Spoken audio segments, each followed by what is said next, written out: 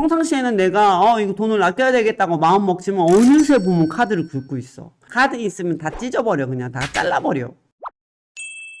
통장 관리 어떻게 해야 되는지 제가 한번 비디오를 올려준 적이 있으니까 이 비디오도 참조해 주세요. 지금 하고 있는 일 9급 공무원입니다. 97년생 26살인데요. 2027년에 10억 자산가. 와, 좋습니다. 앞으로 5년 후에 10억 자산가가 되고 싶다. 그래서 이분은 현재 월소득은 180만원, 200만원 정도입니다. 그리고 부모님이 매달 45만원 용돈을 주십니다. 과소비하는 성격은 아니고 모이는 금액 보는 게 재미있어서 월급 받은 통장에 월급이 들어오면 사용할 금액 빼고 전부 다른 통장에 넣습니다. 근데 이렇게까지 하니까 제가 얼마를 쓰고 얼마를 저축하는지 도저히 모르겠더라고요. 늘 분산 투자는 해야 한다고 생각하는데 완벽주의 성향 때문에 이번에 시스템을 만들고 싶어요. 월급 통장에 월급이 들어오면 A 통장에 제가 목표한 금액을 넣고 나머지 금액은 저축 및 투자를 할 예정입니다. 현재 돈 모으는 통장에 1,400만원이 있고 주택 청약에 660만원 있고 주식에 600만원 정도 있습니다. 그리고 월급이 들어오면 투자에 100%, 채권 및 고배당주 위주로 할 생각입니다. 정확히 퍼센트를 고민하는 중입니다. 월급날이 되면 통장 나누기를 할 수 있는 시스템을 얼른 만들고 싶어요. 가장 지금 문제가 매달 45만원 용돈을 부모님이 주신다는 거죠. 이 45만원을 받으면 안 된다고 생각해요. 부모님한테 돈을 이렇게 정기적으로 받으면 안 돼. 절대 안 된다고 생각한다. 왜냐하면요, 정신 상태가 굉장히 중요하다고 생각해요. 내 성장을 방해해요. 돈을 정말 내가 버는 시스템이 굉장히 중요하고요. 지속적으로 성장하는 것이 굉장히 중요합니다. 내가 내 길을 내가 만들겠다. 이런 것을 내 무의식에 입력하는 것이 굉장히 중요해요. 나는 부모님한테 한 푼도 받지 않고 싶다. 그래서 어떻게 해서 내가 성장을 하고 내가 돈을 모으고 싶다. 강한 마인드, 강철 같은 마인드. 그런 것을 무의식에 입력을 시켜놓으면 이 무의식은 의식보다 3만 배 더 파워풀하다고 합니다. 3만 배 더 똑똑하다고 합니다. 이 무의식을 사용할 것이냐 말 것이냐라고 생각해요. 저는 무의식에 입력을 해놓는데 그 옆에 야 이거 안 가도 돼. 45만원 있잖아. 너 그렇게 열심히 안 살아도 돼. 45만원 있잖아.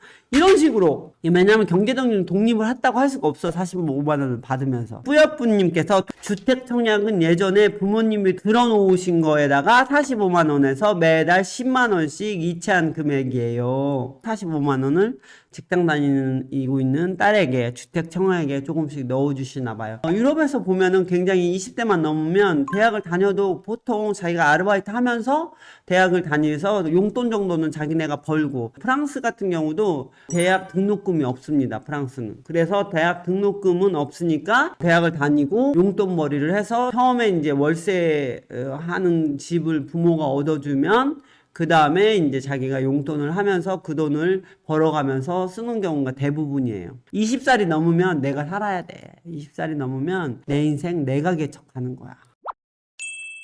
지금 돈이 한 2천만원 좀 넘게 있는데 1억이 가깝습니다. 일단 무조건 20대에서 1억을 한번 모으보세요. 1억을 모으면서도 자기 개발에는 돈을 쓰셔야 돼요. 왜냐면 20대는 가장 중요한 게 나를 성장하는 거야. 돈을 벌어보면서 경제적인 독립을 하는 게 20대에 할 거라고 생각해요. 그리고 진짜 이제 20대에 다양한 경험을 하면서 돈을 벌어보고 30대에는 그 업계의 최고가 되고 정말 돈은 40대에 벌어야 된다라고 저는 생각했었습니다. 저는 진짜 돈 번 거 100% 재투자하고 대투자하면서 저 돈그릇을 또는 제 그릇을 키웠습니다. 통장에 이렇게 딱 써놓으세요. 통장에. 이 통장은 무슨 통장이다. 그것을 딱 만들었을 때 써놔야 돼. 첫 번째 통장은 모든 세금 및 공과금이 나가는 통장이야. 월급 통장에서 공과금이 나가는 통장으로 돈을 이체해 놓는 거야. 이거 어쩔 수 없이 나가는 돈들을 한쪽에 공과금 통장이라고 써놔. 크게. 그 용도를 벗어나지 않아야 돼. 그리고 두 번째 통장은 생활비 통장. 생활비 통장은 내가 이 생활비를 여기다 딱 갖다 놓고 한도가 추가되거나 해도 절대 돈을 추가하지 않겠다. 이 생활비 통장을 직불카드로 연결을 하는 거지. 그래서 직불카드로 생활비를 쓰는 거야. 신용카드 이런 거 만들지 마세요. 신용카드 쓰지 말고 직불카드를 쓰기를 저는 추천합니다. 왜냐하면 평상시에는 내가 이거 돈을 아껴야 되겠다고 마음 먹지만 어느새 보면 카드를 긁고 있어. 이런 것을 절대 하면 안 되게 카드를 안 쓰는 게 굉장히 중요합니다. 카드 있으면 다 찢어버려. 그냥 다 잘라버려. 세 번째 통장은 자기개발 비용의 목적의 통장에 돈을 넣어놓는 거야. 20대는 자기개발 비용을 최소한 15에서 20%는 써야 된다고 생각해. 폰도 그냥 소비지만 만약에 이 폰으로 인스타그램을 해서 돈을 벌어야 되겠다 또는 무엇을 해서 돈을 벌어야 되겠다 이런 마음이 있으면 이게 투자인지 그냥 소비인지를 냉철하게 냉정하게 판단해야 돼. 그리고 사실 중고들이 세고 셌는데 꼭 새거 살 필요가 뭐가 있습니까? 중고들도 좋은 거 엄청 많아요. 중고를 사서 쓰는 습관을 좀 해줬으면 좋겠어. 네 번째 통장에 수입의 10에서 30%를 넣어두는 투자 통장이었으면 좋겠습니다. 주식이나 채권 투자하기 위한 저금 통장이라고 생각하시면 돼요. 진짜 못해도 30%는 저축을 해야 되는데 진짜 독하게 내가 돈을 모아보겠다 싶으면 50까지도 할 수 있지 않겠냐 싶어요. 근데 쓰기 시작하면 금방 많이 써. 또 안 쓰기 시작하는 사람은 완전 또 자린고비 안 쓰는 사람이 안 쓰고. 왜냐면 처음엔 돈을 좀 뭉쳐야 되거든. 제 나이쯤 되면요. 대부분의 부자들이 돈을 내 노동으로 번 건 20%밖에 안 돼. 이 20% 굴려서 자산이 되는 거야. 저는 이렇게 해요. 이 투자 통장에 있는 돈 중에 30%는 되도록이면 부동산에 넣으려고 하고 30%는 주식이나 채권으로 갖고 있으려고 하고 30%는 현찰로 갖고 있으려고 해요. 이 투자 통장에 있는 돈을 100% 투자해버리면 부동산이 여러 개 있는데 그 중에 하나가 잘못됐을 때 도미노처럼 같이 넘어가는 경우가 있어. 꼭 현찰이 있어야 돼. 무슨 일이 있어서 재공사를 해야 하거나 무슨 일이 있어서 월세를 전혀 못 받더라도 유지 가능할 수 있도록 투자 통장에 현찰이 있어야 돼요. 그리고 또 이런 현찰이 있는 사람은 우연한 계기에 좋은 매물이 나오잖아요. 싹 현찰로 살 수가 있어. 그래서 부자가 되는. 1억 모을 때까지 이제 안전한 주식 중에서도 안전한 거에 넣어놓으면서 주식을 보는 거지. 5번째 통장엔 위급한 경우를 대비해서 좀 돈을 넣어놓는 거죠. 또 만약에 경조사라든지 뭐 누가 사고가 났다거나 뭐 이런 때 저축했던 통장을 깨가지고 뭐 이렇게 하는 것은 없을 수 있도록. 그리고 이제 마지막 통장이 이제 단기 목적 통장입니다. 단기적으로 여행을 갈 때나 정말 돈을 혹시 내가 일반적으로 쓰는 통장 외에 돈을 또 써야 된다. 그럼 이 단기 목적 통장에서 돈을 써야 된다. 여기서 돈 뺐을 때는 좀 잘 생각해야 돼. 통장 관리를 이렇게 하시면 좋을 것 같습니다.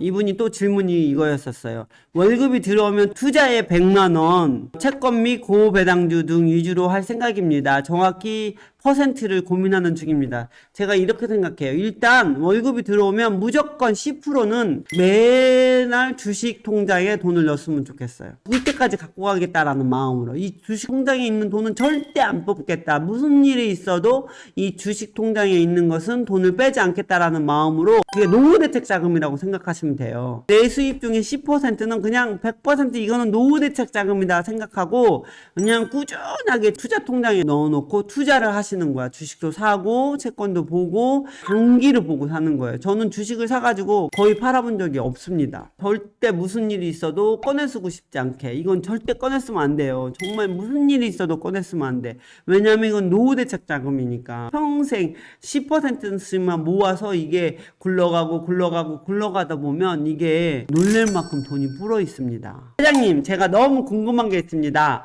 항상 중요하시다는 시드머니를 만들라고 하셨는데 이 시드머니를 모으는 과정에서 투자나 주식에도 돈을 써야 하나요? 시드머니를 모은 후 저축하는 돈의 일부를 어느 정도 투자해야 하는지, 시드머니를 모으는 과정부터 투자해야 하는지 궁금합니다. 저는요, 시드머니를 모으면서도 투자를 해야 된다고 저는 생각합니다. 왜냐하면 여러분들이 나중에 시드머니를 모아놓고 그 돈으로 불려갖고 투자를 하겠다. 이렇게 하다 보면 잘못하면 이 돈을 날려먹을 수가 있어요. 그래서 이거를 시드머니 중에 일부 머니로 리스크가 없는 거. 리스크가 있으면 절대 안 돼요. 리스크가 없는 게 가장 중요해. 내 거 원금을 절대 까먹지 않겠다고 명세해야 돼. 그러니까 야 누가 이거 지금은 이런데 나중에 이거 땅 사놓으면 뭐 이게 많이 오를 거야. 그런 데는 저는 안 사요. 왜냐하면 땅을 올릴 수도 있고 내릴 수도 있고 중간중간에 월세를 못 받아 먹어. 다 봐야 돼요. 근데 지금 그런 걸 여러분들이 볼 수 없으니까 인덱스 같은데 500대 기업만 모아놨고 그것을 사고 팔고 하면서 하는 주식들, 이런 것들은 500대 기업이 한꺼번에 망하기가 어렵다. 그래서 저는